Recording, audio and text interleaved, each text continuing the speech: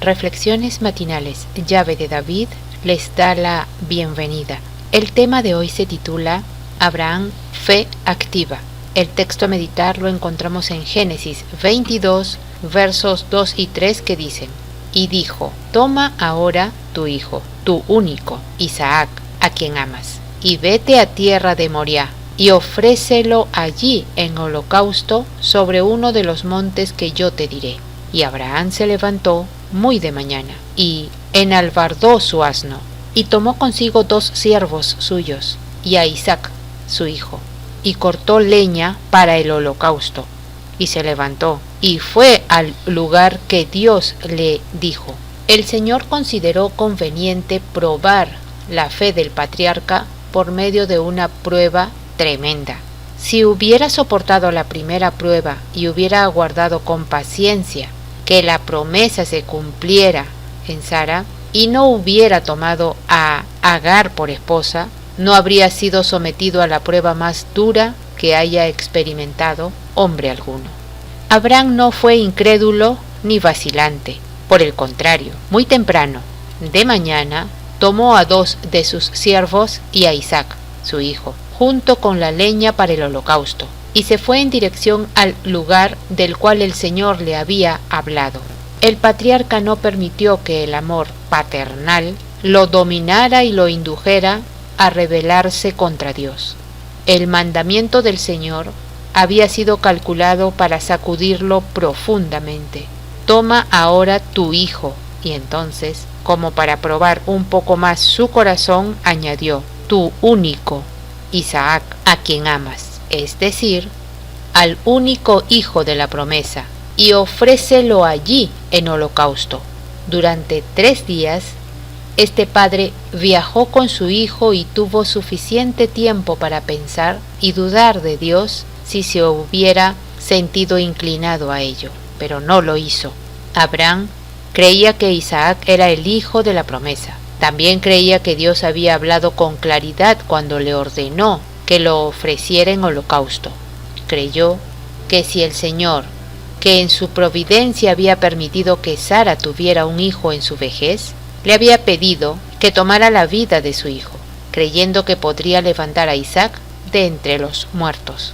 El patriarca dejó a los siervos a mitad de camino y se decidió a ir solo con su hijo para adorar al Señor un poco más allá. El decidido, amante y sufrido padre avanzó con firmeza al lado de su hijo.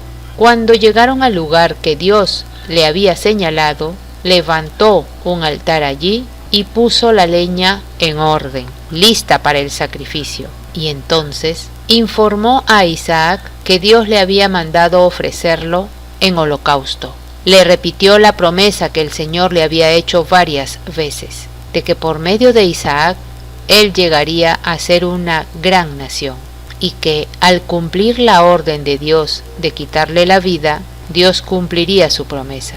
Isaac creyó en Dios. Después de abrazar afectuosamente al anciano, se sometió y permitió que éste lo atara sobre la leña. Y cuando la mano del padre se levantó para quitar la vida de su hijo, un ángel de Dios, que había estado observando toda la fidelidad de Abraham, lo llamó desde el cielo y le dijo: Abraham, no extiendas tu mano sobre el muchacho, porque ya conozco que temes a Dios, por cuanto no me rehusaste tu hijo, tu único. El patriarca había demostrado ampliamente su fe y obediencia y había satisfecho plenamente los requisitos de su Dios. Dios no deseaba la muerte de Isaac. En realidad, no tenía interés en ninguna ofrenda que implicara un sacrificio ceremonial como tal.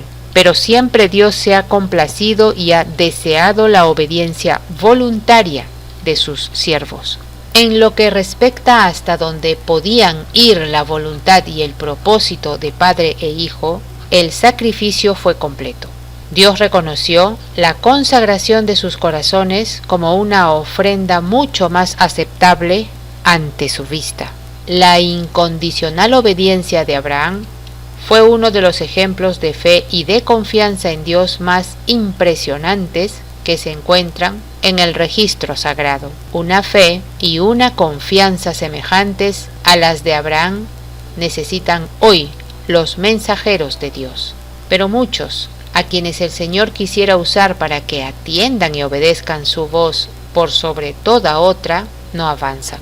El Señor podría hacer mucho más por sus siervos si éstos se consagraran más plenamente a Él y estimaran servirle como superior a todo vínculo familiar y a toda otra asociación terrenal.